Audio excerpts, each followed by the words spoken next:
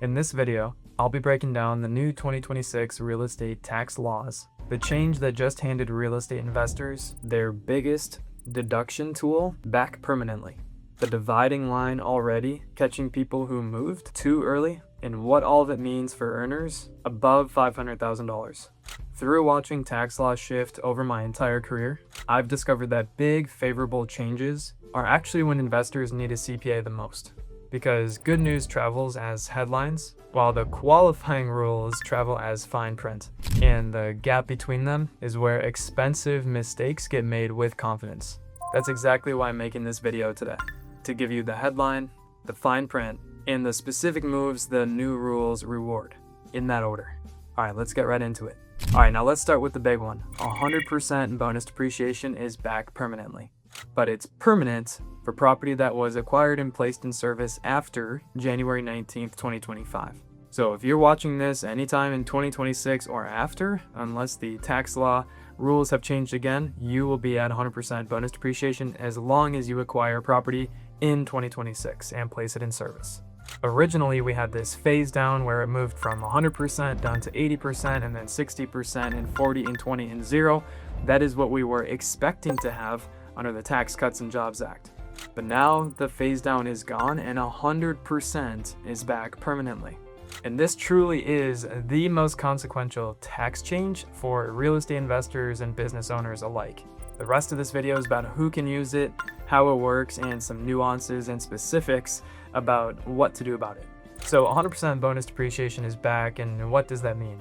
Essentially, it means it's available for qualified property. Think things like furniture, fixtures, appliances, fencing and driveways, decks, things like that. And if you notice, all of that is really falling into the 5, 7, or 15-year property. Anything that still landed in the 27.5 or 39-year property, that did not change. That is always going to be straight line, and that is not eligible for bonus depreciation. On a typical purchase, about 20 to 35% of your purchase, if you do a cost segregation study, is going to be allocated to that type of property. Which means now, if you acquired a property in 2026, 20 to 30, maybe 35% of your purchase is going to be allocated to the actual bonus depreciation. Now again, that keep in mind that is excluding the land piece. We have to do that part first, but just the building basis, about 20 to 35% is going to fall into that bonus eligible property. And that's not just only going to be your purchase, that could be your renovation costs as well. It's still, yes, technically a deferral. If you were to in the future have to sell the property and then have depreciation recapture, there are ways to make it more permanent, like a 1031 exchange or step up in basis. But this is an extremely important tool that deserves a very careful handling. So now let's talk about the fine line between the date of January 19th, 2025. So like I said, there's this date of January 19th, 2025, and it essentially says from the IRS and our lawmakers, if you acquired, meaning a written binding contract, and you placed a property in service for rent after January 19th, 2025, again, both dates have to be on the other side of January 19th, 2025, then the property is eligible for bonus depreciation of 100%. But if you were under a written binding agreement, meaning that both you and the seller had both decided in a written contract that you are going to sell the property even though you haven't closed, okay, that's a different date. There's a date difference between when you got under contract to the day that you closed to the day that you placed the property in service. There's kind of 3 different dates that are going on here. And what I'm talking about from what the IRS is saying here is the being under contract is essentially your written binding contract. And so that means if, for example, you were under contract on a property placed in service on March 1st, 2025, you would then be using 40% bonus depreciation because you were under contract before January 19th, 2025, and then placed it in service after January 19th, 2025. So effectively, if you were under contract before that date, you are going to use the same phase down thresholds of the 80, 60, 40, 20, 0%. But if you're under contract after January 19th, 2025, now you're permanently back at 100% bonus depreciation. And this does trip up both investors like you and preparers as well, tax preparers. because they might see a closing statement that might be March 1st, 2025, and they might think, oh, probably fine. However, if you had an extended closing time, say 60 days, 45 days, something like that, you actually might have been under contract before that time. So it is something to be careful of, and make sure that you're aware of some of the rules of what is under contract and what does the contractual binding agreement mean, and what does it mean if I place the property in service then after January 19th. Very different definitions. So our tool of 100% bonus depreciation is permanent. There's now a specific sharp timeline from when you were under contract and placing the property in service, being January 19th, 2025. But now we have to move into, can you really utilize that 100% bonus depreciation to offset your W-2 or your business profits? And this is a piece that did not change. So what did not change is the passive activity loss rules, that if your modified adjusted gross income is over $150,000, hence if you're in the $500,000 income range, you are still going to fall into issues of the passive suspended loss, material participation, real estate professional status, the short-term rental strategy issues. So if you're making $500,000 a year and you perform a cost segregation study on a property that you bought here in 2026, and you get 100% bonus depreciation, and you see that you're going to generate a $150,000 loss, well, if you don't meet either the short-term rental strategy or real estate professional status, that loss is just going to be sitting there passive, and it's going to carry forward to the future. And this is the kind of thing that this video is trying to make clear. So we have certain things that change, but certain things that have not.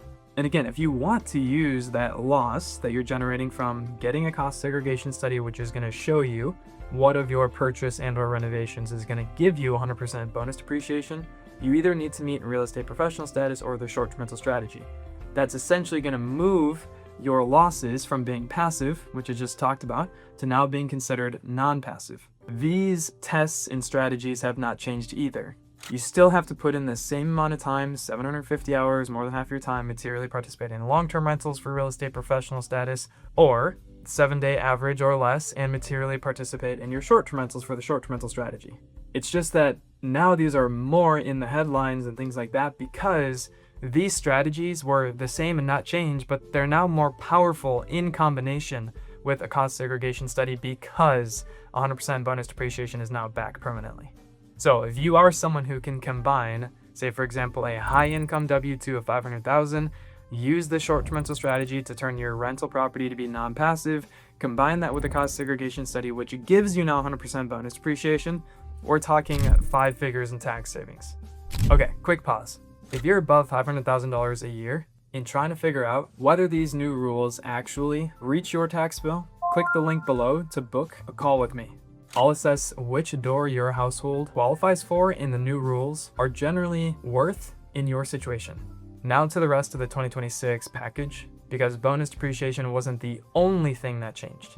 A couple other comments just to pull out for real estate investors and business owners. First is Section 179. The rules around it and what qualifies for Section 179 did not change, but they did increase the amount of Section 179 that could be taken in a year.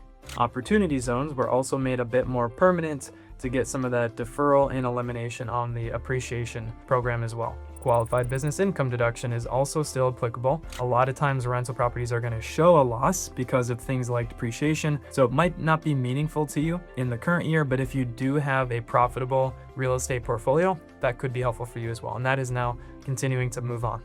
And the last one is the state and local tax deduction cap. Previously, it was capped at $10,000 if you were itemizing, but now if you're making over $500,000, it gets capped. But if you're making less than that, you are able to take more than that, and you can take up to, for 2026, $40,400, and if you're single, you can take half of that. A couple other things that did not change was the 1031 exchange. We also still have depreciation recapture, nothing changed there. We also still have the step up in basis, even though previously, and as well as the 1031 exchange, they have talked about removing those tax strategies. And so really the sharpest tools, if you want to call it that, they got even better, going from say 40% bonus depreciation to 100%, and we still get these tools like 1031 exchanges, the step up in basis. It's just that especially if you're thinking about a property you acquired or got under contract for before January 19th, 2025, you really need to be careful of what amount of bonus depreciation can you take. So that's in general the federal picture, and I just want to make a few comments on the state side. So keep in mind, states generally have their own depreciation rules. In a lot of states, when they have an income tax, they are going to decouple or not conform to the way that the federal treatment of bonus depreciation is going to be shown on your state tax return. So for example, in Minnesota, you add back 80% of the bonus depreciation that you took on your federal tax return, and then you take that remaining 80% on your Minnesota state tax return over the next 5 years. Every state that decouples kind of does it a little bit different, but the general idea is that they're mostly going to not conform. There are a few states that have an income tax that do conform. So anytime I talk about this with my clients, I try to make them understand that this is primarily a federal benefit, and you might see some of the state side over time. But even if your state does conform to 100% bonus depreciation, we're talking about maybe a couple percentage points, say 5%, compared to maybe the 37% federal tax bracket that you're at. So a much bigger change in the tax rate that we're talking about being offset. And I like to make sure that we consider a little bit of the state benefit or detriment, but again, it's mostly a federal benefit. And even if you're in a state where you say, hey, my state does not conform to bonus depreciation, like California, Minnesota, New York, for example, it doesn't mean that the short-term rental strategy or using 100% bonus depreciation is going to kill the strategy. It just means that it's something that we need to make sure is a realistic expectation, and you understand how much of your tax bracket and which ones, federal or state, is really being offset. And if you've got multiple states where you're a resident in one state and then you start investing into multiple states, things can get complex. But again, that's why you work with a tax strategist to help you understand not only the federal, which is the primary focus, but also how the state impacts are going to be changing depending on where you buy. And yeah, sometimes you will need to change, whether for better or for worse, some of your federal or state payments, whether that's estimated payments, or you can make a change on your W-4 if you're an employee. So the new rules can be really powerful when done right. Let's close with the action plan, because everything in this video converts into 4 main moves. So one of the first things you can do, especially if you were someone who's watching this now in 2026, but you acquired a property in 2025, is check when did you go under contract.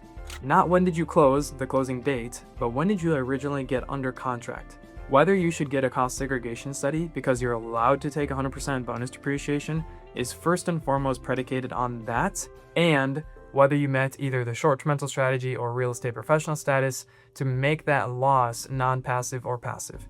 So if you got under contract January 1st, 2025, and you can't meet real estate professional status or the short-term rental strategy in 2025, it really probably doesn't make sense in most cases. If your goal is to offset W-2 or business profits, it doesn't make sense to usually do a cost segregation study. But if you do, if you're eligible for a 100% bonus depreciation because you got under contract February 1st, 2025 and placed it in service on March 1st, and you were able to use something like the short-term rental strategy or real estate professional status, that's a pretty good indicator that you probably are going to have a good reason to get a cost segregation study done. So what you should do is start to get that scheduled if not done already. And then figure out what do the actual tax savings look like for your situation, both for federal and state if it's applicable. And one of the nice things about being a tax strategist now that 100% bonus depreciation is permanent is that people are not scrambling to try to get a bad investment, a bad property before the end of the year so that they can get a little bit more bonus depreciation than waiting another year. Everything at this point, if you're watching this in 2026, you get under contract and you place the property in service, is eligible for 100% bonus depreciation if it's in that 5, 7, or 15-year property. And although it's permanent, they could always change the tax law, and it happens every few years, and sometimes multiple times even with a single president. But generally, 100% bonus depreciation specifically has bipartisan support by both Republicans and Democrats. And the people who will benefit most from this are the ones who are going to first and foremost look for a good deal, not get so close-minded on just looking for bonus depreciation and tax savings.